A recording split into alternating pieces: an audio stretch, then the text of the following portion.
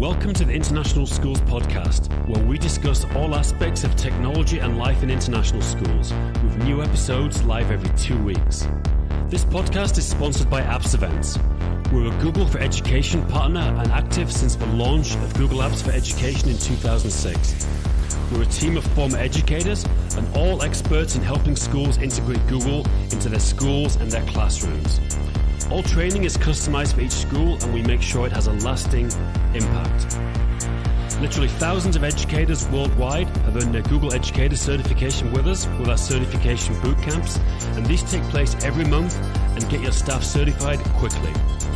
We also host Google Summits, which are fun 2-day conference-style events with concurrent sessions and keynotes delivered by experienced Google trainers, teaching on a broad range of topics using G Suite both in the classroom and in the school.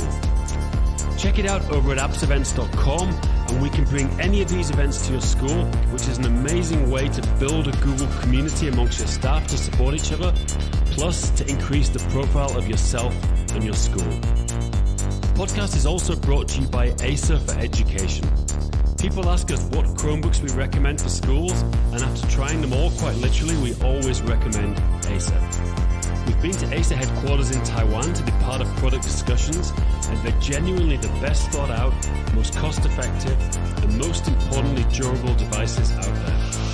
They're always innovating, including the first tablet running Chrome and the first convertible touchscreen Chromebook. The latest version of this is a Spin 11, which has a stylus and 2 cameras, and we highly recommend it for schools. They of course have a full range of Windows laptops, and for esports fans, their Predator range is second to none. If you'd like more information, please just leave your email over at gg.gg/ISTE Education. That's gg.gg/ISTE Education, and we'll get right back to you. And now, on to the interview. Welcome, Clay. Thank you again for your time. Yeah, thanks for having me. Oh, absolute delight. I know that you're someone that can talk to these particular points in great detail and with great knowledge. So it's really a delight to have you on. So if I'll move the slides into the background for a bit, and I just wanted to sort of facilitate this one as a little bit of a conversation. Sure. So for the people watching now and later, you oversee New York City public schools, but what's kind of the nuts and bolts of your role? And then we can talk a little bit more about where G Suite and Enterprise for Education fits in with that. Sure. Let me give a little bit of background. So New York City is, as you mentioned, it is the largest school district. We have 1.1 million students, about 300,000 staff members internally to the system. We have countless other external members that are servicing our students at any given time. So we manage about 2 million accounts on a daily basis. And that just the mind-bogglingness of that, of everybody who needs a password change, is unbelievable. So my role is specifically to work with the G Suite and work to make sure that it's up and running, that things are secure, that we're doing all the right things that we need to be doing, paying attention to what is coming out from Google, and making sure that our members know and can take advantage of that. And that, we on the back end are making sure that we're making sure that everything is correct and right and solid, so that everybody can learn on a daily basis. I think you probably encapsulate that.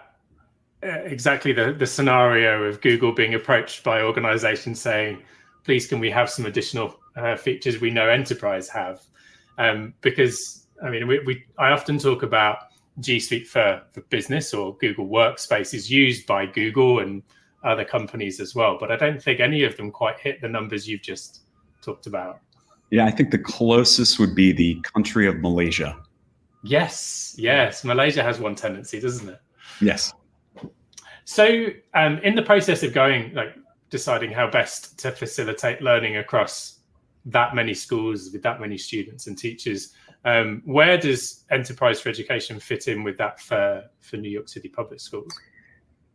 For us, it was not just about providing Google. New York City has had a number of different tenants in the environment for quite a while, and we've all used Google quite a bit. It was much more that we needed to know that when something wasn't happening quite right, that we had Google right there with us. So the enterprise level of support that they give us is a necessity for New York City. When something's happening, I need to know that I have Google right there beside me, working to fix it and make it better. And that's what enterprise gives us to begin with. That's just the tip of the iceberg there. Beyond that, we're managing security all over the place. As we were getting students enrolled, because we actually just set this entire G Suite up in March, and as we're getting them enrolled, we started to see around the time of April that students were starting to use the G Suite to enroll in TikTok, and would be one of those things that I would have to, on a normal G Suite, kind of really dig to figure it out and see that. But it was very apparent on the dashboard of what was happening. So I was able to very quickly take action, remove the access. Students can no longer go ahead and get TikTok with their school account. So you just mentioned the dashboard. So one of the additional features is this security center dashboard. Is that the bit you're referring to? That is, yeah. Just to have that up during the day has been a lifesaver more times than I can count. We're seeing metrics on how much, what's going on with spam, phishing attacks, and what's happening with logins, with accounts. There's so many different metrics in there, and the ability to go ahead and create your own sort of tiles. But it's not just that we're viewing that activity, we're able to take action on it. The enterprise environment it has an investigation tool. So you can go ahead and do a quick filtration and search. And with that filtration and search, it's not just, oh, here's the answer you're looking for. It's here's the answer, and here's the possibilities that you have to take action on them. And that taking of action is just one step further that was extremely necessary for many of our teams. It's not just one person that's making sure that every student in New York City is safe and every staff member is safe. It's a whole team of us that are doing this. And for somebody to quickly and easily click a button and take a quick action, that's exactly what we need in New York City. Did you also need a cat? Of course, yeah. Who doesn't? Yeah, exactly. He's tangled up in my headphones. Children, that's what happens on yeah, always the way. He's going to be very determined to come back, so feel free to sort of carry on without me. Dan, feel free to ask a question while I remove said cat. Yeah, Claire can ask, how long have you been using G Suite Enterprise for Education in New York? What was the timescale? Yeah, we got into the trial back in March. We were setting up our G Suite for the first time. New York City has a unique setup that we have 1,300 individual G Suites, and many of them are looking to be managed by a central environment just so that it takes the burden off of the school, while also giving the school the ability to take the actions that they need. So a distributed model of the admin console. So we started setting up in March, and we had a trial, and just demoing and working with that trial and seeing the quick actions that we could take and the how necessary it was for us really kind of solidified everybody that was in New York City to turn around and say, okay, let's go ahead and work out a deal to get the G Suite Enterprise for our domain. Fantastic. So you've mentioned the investigation tool and obviously the dashboard. Is there anything else that kind of you dip into sort of regularly from the enterprise SKU? We do manage things like devices.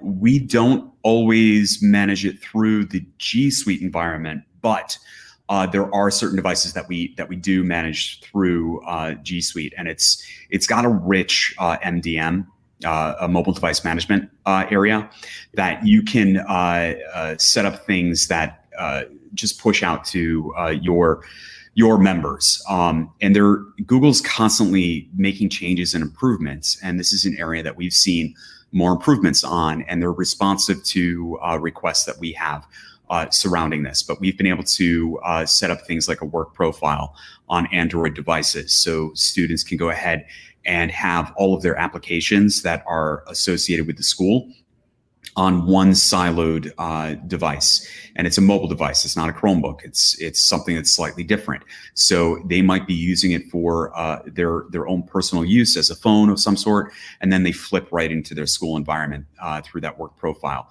Doing things like that and being able to manage those and know what's happening with our students has been incredibly helpful in just making sure that they have what they need to succeed. Because am I right in saying that currently the students across New York are out of school? Is that right? They are partly out, partly in. Our younger grades are coming back into the school environment. Many of our older grades that can manage it are outside of the school. So that's obviously put a bit more focus on access devices and all those kind of things as well. Yes, we want to make sure that they have access to the classroom, because the classroom is no longer a physical place; it's a virtual place. Yeah, I mean, there's been a lot of challenges, and I think I understand correctly. Some of the changes you had planned have been expedited over the course of this year because of the situation that we're all finding ourselves in. Yeah, this G Suite was expected not now, but a year from now. So now it's fine. But we're game to roll with the ball if we have to. Clay, I was going to ask, obviously G Suite Enterprise has a lot of more advanced kind of reports and searching Gmail logs and things. Is that something you use much of in New York? Yeah, we do. It's been a lot lately of the spam monitoring than anything else. The one thing that students love to do is to mark their work as spam. And because of that, just to be able to quickly see that, I've got dozens of students that are marking their assignments as spam, and to quickly just go ahead and mark and say, oh, okay, those are not spam anymore, has been helpful. Phishing attacks, to do and drop a report on phishing attacks, to be able to identify domains or email addresses that they may be associated with, to do deeper investigations into figuring out what's going on. Those have been important as well. We're also seeing things like where students are logging in from. And that's been really cool, is to know that, while many of our students are in New York City, many other students are not currently, just because of the situation that is going on. They've decided to seek a safer location with other family members in other areas. So it's been very interesting to be able to see where they're joining from. Fantastic. With that kind of access, there is context-aware access, which is something relatively new that's come to G Suite. Is that something that you would look to use at this point, which can kind of identify what type of device they're accessing from, or where, or an IP address, that kind of thing? Yeah, we wouldn't use it on our students, but here's how I think of it. Many of us have those regulations that we have to connect with a computer on our network to do certain things, which is often that computer that's sitting in that back room in the school. Context aware goes ahead and starts to break us away from that. So it means that we can access something from our school, but it may not actually have to be that computer. We can say that it's located and specific to our school. And if the user goes ahead and changes location, then the access to whatever it is that is a sensitive piece of information is not available to them at that time. We've had communications with another district that said that students using a school-based Chromebook get certain things. So that's just another way to use it. Context aware is not just location, but it's far more and far deeper. And you can creatively think about how you give access to certain documentation or certain applications. Because is it right that you can also kind of identify the security level or state of a device that they're accessing from, and say, well, because of that, we're not going to let you see everything you would normally see on a device we know to be sort of exactly. Yeah, and it means that you are enabling your users to go ahead and connect with the proper settings while also giving them some freedom to still access as they would normally. The other thing we should probably mention is data regions. So there is the ability within Enterprise for Education to be a bit more specific about where your data is being stored. For anyone watching from within Europe, your data doesn't have to be stored within the EU for GDPR compliance. There are 6 criteria for GDPR compliance, and Google covers a number of those. It doesn't have to be where your data is stored. However, we do know that organizations are looking at sort of being aware of where their data is stored. I don't know if that's something that is relevant for the way you use it in New York. Well, we certainly set our data to be stored in the United States. Mm-hmm. We do have students that do travel, and they because we are such an international community. You know, New York City speaks over 600 different languages. So when they do travel to parts unknown and they are still connecting for their educational experience, we want to make sure that their data still resides in the United States. So that is something that we do set for them. Cool. Awesome. I mean, I think in terms of the features, there are obviously a lot of sort of things that you can look into, and we'll put a link to the sort of G Suite for Education for Enterprise for Education sites. You can kind of see a plethora of those, but it was really, really useful to kind of hear from Clay about kind of the specifics on the ground, and not just, I mean, if it's working for 1.1 million students, then that's encouraging. Yeah. And it can probably scale to whatever other schools or organizations we're talking about. Clay, before we move on to the teaching and learning side of things, is there anything else you feel that we maybe haven't touched on that you'd like to point out before we move on? Yeah, I'll drop out one more thing. Google also provides an export of that data within the enterprise environment into a BigQuery. When it gets into that BigQuery, that provides the ability to connect to a data studio to do really, really rich analysis on student engagement, on attendance, on just admin audit logs. And that's been incredibly helpful. I'm still exploring the wealth of information that is being provided by that data studio. And I know that Google is also enriching that data as well. But to just get access to the raw information and really be able to do a deeper analysis on it has been incredibly invaluable to provide a school back and say, hey, these are all of the meets that have taken place for all of these students, and this is the time frame that they were in there. That's been really fantastic to have access to.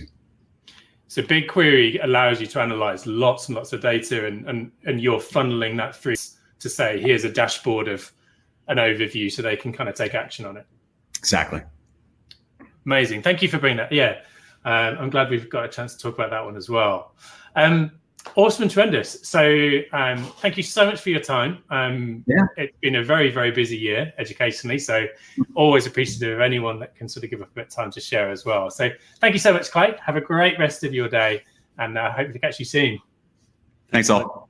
Cheers. And Dan, I'm going to swap you for Lisa, if that's okay with you. There we go. So bring Lisa in.